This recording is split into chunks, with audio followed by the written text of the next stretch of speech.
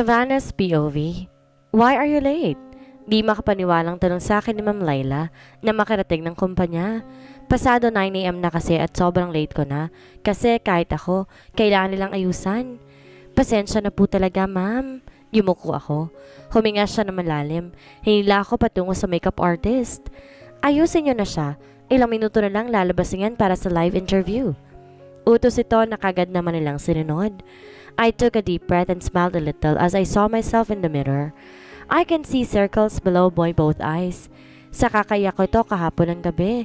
Mabilis natapos ang lahat hanggang sa hinila ko ni Ma'am Layla patungo sa stage kung saan di pa nga nagsisimula pero marami nang nakaabang na media. Umupo ako sa upuan. Kinuha kay Ma'am ang dapat kong itanong mamaya. Here she comes. Good luck. Nagpaalam si Ma'am Layla pagkatapos akong kausapin kung paano kayo da-deliver mga salita mamaya kapag kausap ko na si Alexis. Tumayo ko at inihanda ang ngiti sa labi kahit di ko naman gustong umiti. Sinilubong ko ng malalim na hiningang paglabas ng babae mula sa backstage. Hi, how are you? I asked like a very genuine woman while facing her. Malawak ang ngiti sa kanyang labi na nakatingin sa akin.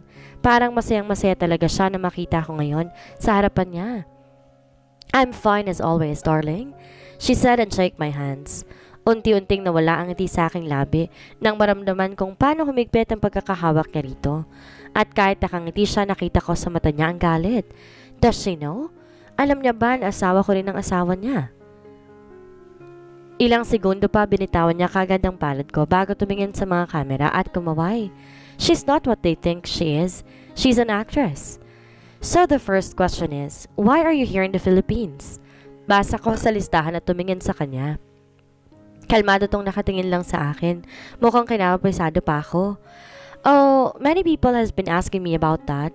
She used her Italian accent again. Honestly, I came here to see my husband and, just checking if it's true that he was having a mistress. Lahat ng tao ay napasinghap dahil sa narinig. Maging ako natigilan. Napangat ng tingin sa kanya. You know, we're almost 6 years in a marriage, but sadly, I know that he was seeing someone and I know her. Pumalpak siya kasabay ng paglapit ng ilang kamera sa amin. Kinakabahan ako dahil kung ano man ang tinutukoy niya, talagang mapapahiya ako sa buong bansa. Miss Alexis, who is that girl? Lahat-lahat tinanong yon mula sa mga reporters at ilang tao na naka-exclusive dito. Lumunok ako ng mariin nang tumingin sa akin sa Alexis habang suot ang ngiting nakakatakot mula sa kanyang labi. Well, as far as I know, her name was Savannah Sarah Miranda. Oh my gosh, kapangalan mo pala?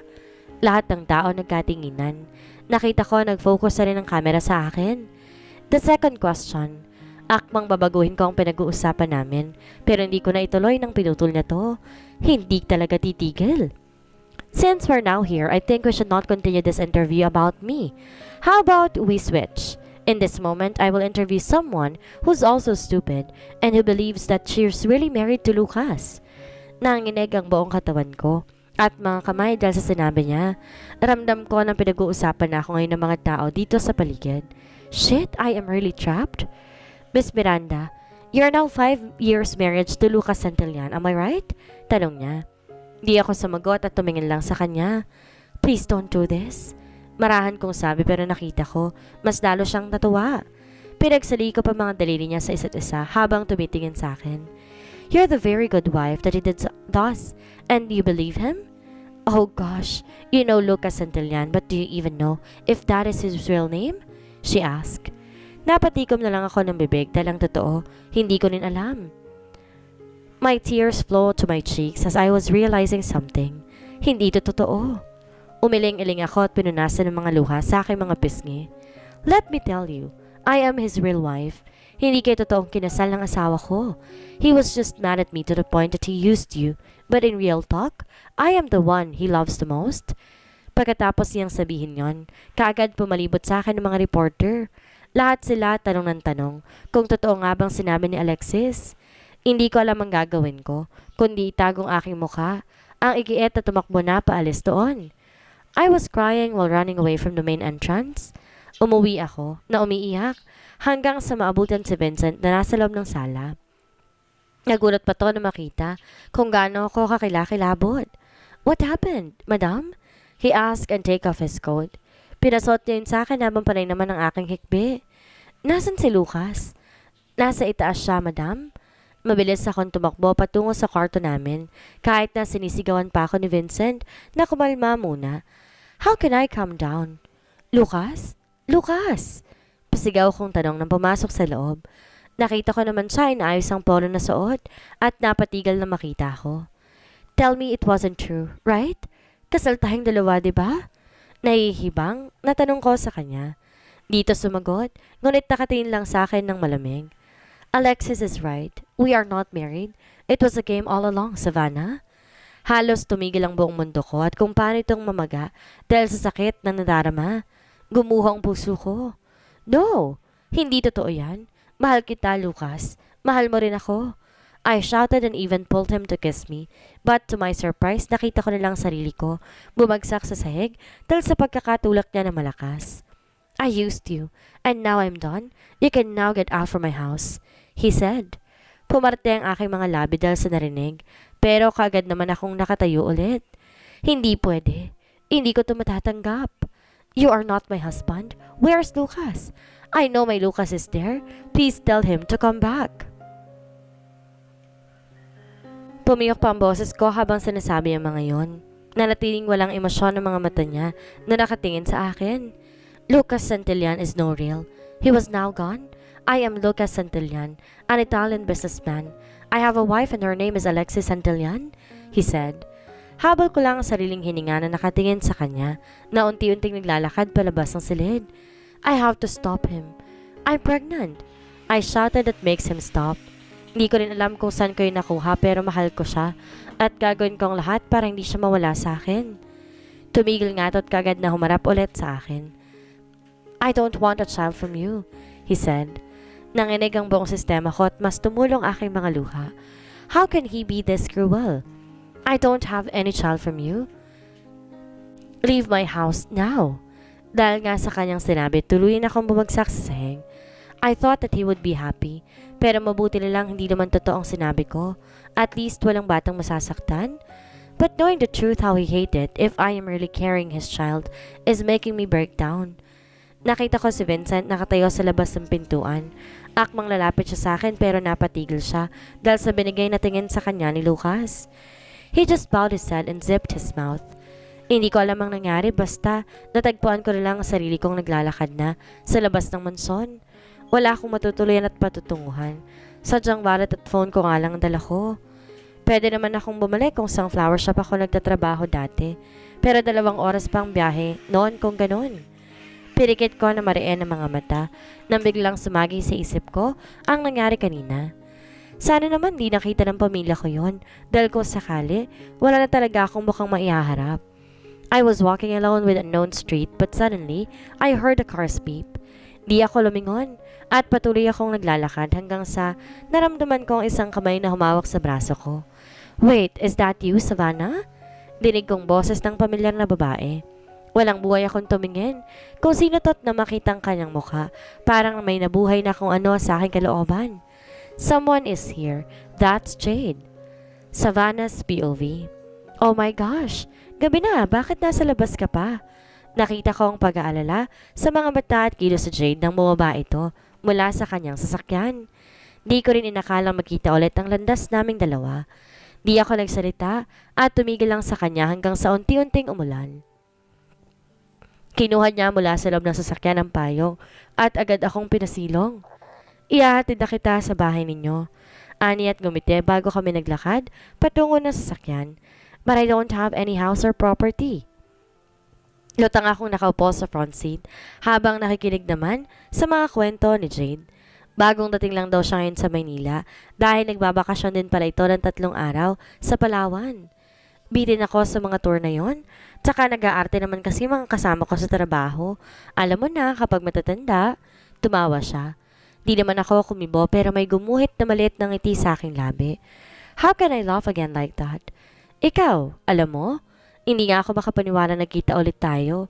Siguro need ko naman ng kausap pero wala naman akong problema ngayon. Or pwede ko namang i-open sa yung problema ko pero pag-iisipan ko? Tumingin siya sa akin at nang mapagtanto na parang di ko naman narinig, tinigil niya ang sasakyan. I wanted to smile and act like there's nothing wrong, but I can't. Pagod na ako.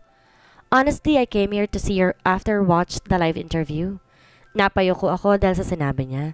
Ibig sabihin nakita niya kung paano ako nagmukhang tanga doon at hindi makapagsalita dahil sa mga sinabi ni Alexis. Then I suddenly saw you on the street.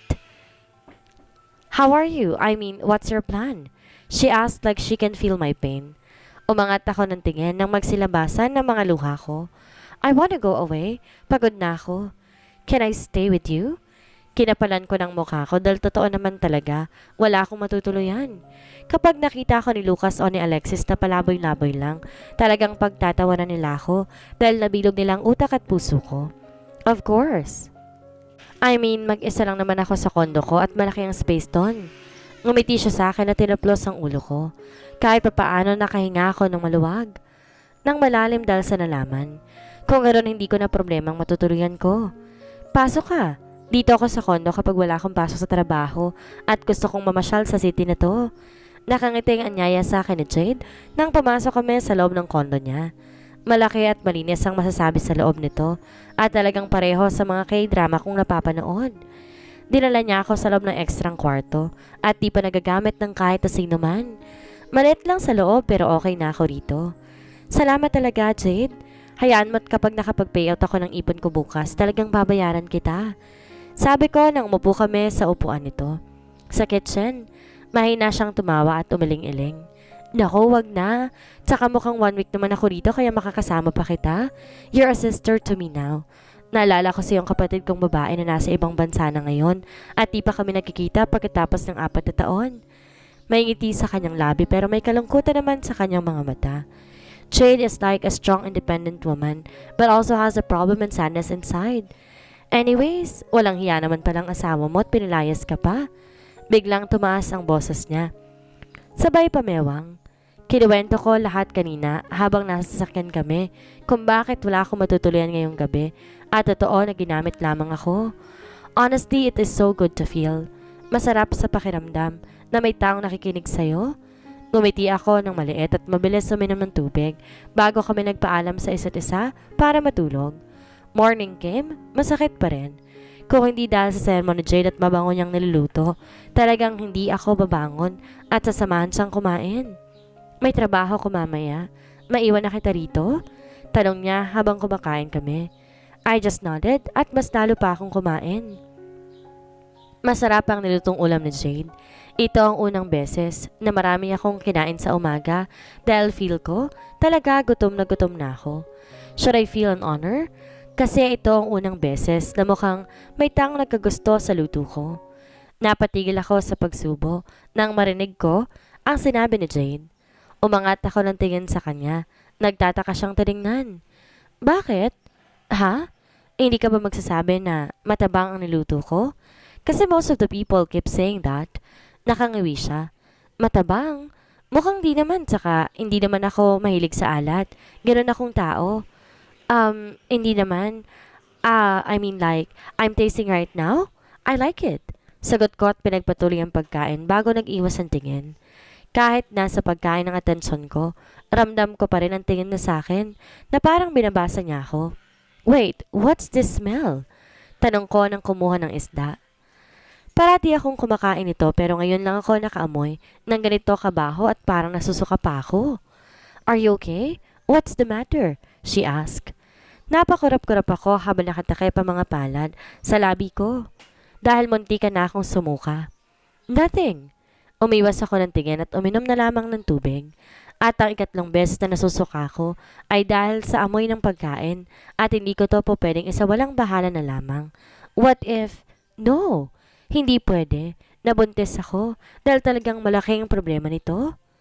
Hindi rin nagtagal pumasok na si Jade sa trabaho habang ako naman ay natagpuan ang sariling lalakad papunta sa payout machine ng ATM card ko. Gusto kong gawin cash ang lahat ng laman nito. Ipon ko to dati nung may trabaho pa ako 5 years ago. Cash naman sa akin tong 70,000 para sa akin. Maghahanap lang ako ng trabaho kung sakali man lang. Talaga, na totoo ang hinala ko.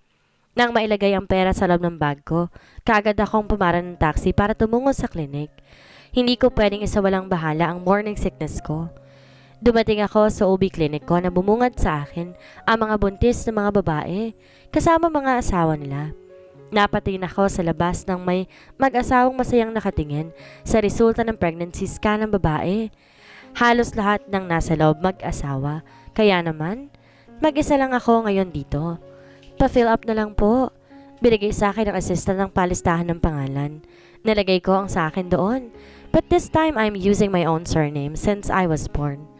Matagal ang paghihintay ko hanggang sa tumanghali na dalang tagal palang magpa-check up ng mga buntis. Pero ilang oras tinawag na nga sa wakas ang apelido ko. Miss Miranda, may boyfriend ka ba?